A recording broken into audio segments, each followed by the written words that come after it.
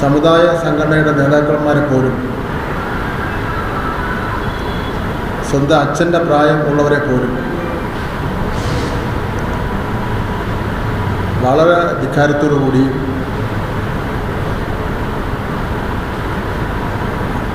നിഷേധത്തോടു കൂടിയുള്ള പെരുമാറ്റവും പദപ്രയോഗമാണ് നടത്തുന്നത്.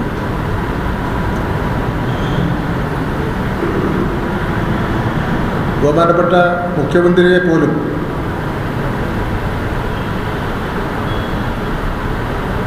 വളരെ മോശം വാക്കുകൾ നിയമസഭയിൽ ഉപയോഗിക്കാറുണ്ട്. വി.ഡി. സതീശൻ നടത്തിയ ഒരു പ്രസംഗമുണ്ട്. ആ പ്രസംഗം മുഖ്യമായും എനിക്കെതിരെ ആക്രമണം അഴിച്ചുവിട്ടുകൊണ്ട് തരംതാണ പദപ്രയോഗങ്ങൾ നടത്തിയും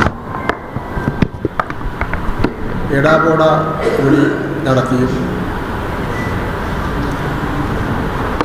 ഒരു പൊതുപ്രവർത്തകൻ മൈക്കിലൂടെ ഒരിക്കലും പ്രസംഗിക്കാൻ പാടില്ലാത്ത തരംതാണ വാക്കുകൾ ഉപയോഗിച്ചുമാണ് അദ്ദേഹത്തിൻ്റെ അണികളെ ആവേശപ്പെടുന്നതിന് വേണ്ടി പ്രസംഗം നടത്തിയത്. വി.ഡി. സതീശൻ്റെ സംസ്കാരത്തെ സംബന്ധിച്ചിടത്തോളവും അഹങ്കാരത്തെ സംബന്ധിച്ചിടത്തോളവും ആരെയും എന്തും പറയുന്ന സ്വഭാവക്കാരനാണെന്നുള്ള നിലയിൽ കേരളം ഇന്ന് അറിഞ്ഞു കഴിഞ്ഞ കാര്യമാണ്.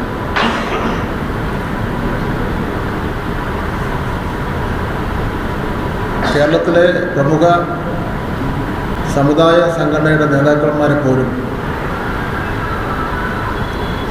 സ്വന്തം അച്ഛൻ്റെ പ്രായം ഉള്ളവരെ പോലും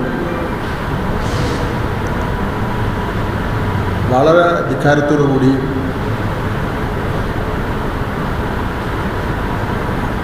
നിഷേധത്തോടു കൂടിയുള്ള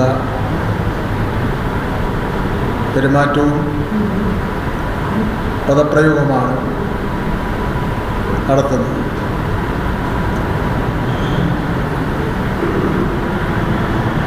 ബഹുമാനപ്പെട്ട മുഖ്യമന്ത്രിയെ പോലും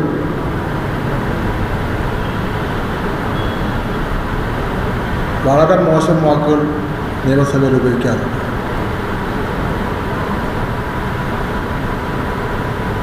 ഈ അടുത്ത കാലത്ത് തിരുവനന്തപുരം നഗരത്തിലൊക്കെ കുറച്ച് ബോർഡുകൾ പ്രത്യക്ഷപ്പെട്ടു, നിങ്ങൾ കണ്ടു.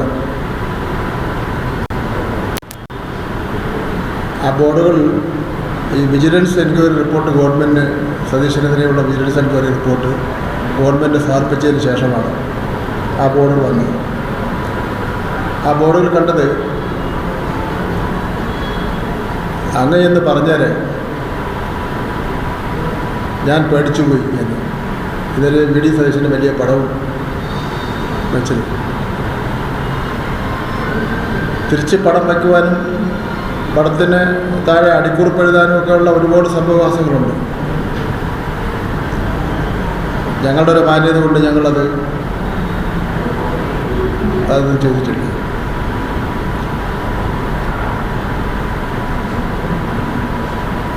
ഞങ്ങളത് ചെയ്താൽ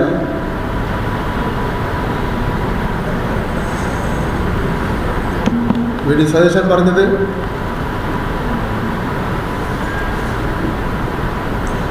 ചെന്നങ്ങ് പറഞ്ഞേരെ ഞാനങ്ങ് പേടിച്ചു പോകും. അതേ ഭാഷയിൽ അതേ രീതിയിൽ ഞങ്ങൾ തിരിച്ചു പറഞ്ഞാൽ സതീശൻ പേടിക്കില്ല എന്നുള്ളത് മാത്രമല്ല, ചിലപ്പോൾ മൂത്രം ഒഴിച്ചു.